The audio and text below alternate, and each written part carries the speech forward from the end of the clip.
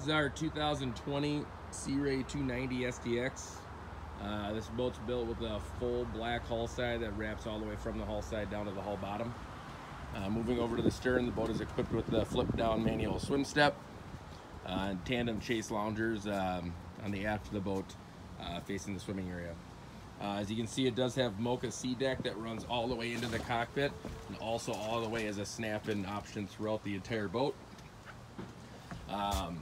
We also equipped this 290 with the digital dash. It has the single 12-inch Simrad operating system. In the cockpit here, we also did equip the boat with the optional cool box. Cool box is kind of a nice feature where if you wanted to put ice into it and kind of keep the ice for longer, or just maybe store food and not have the water residue, you can do that as well.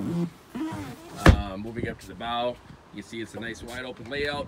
Also has the optional windlass feature on the boat. So come on down to MarineMax in Excelsior to check out this brand new 2020 290 SDX.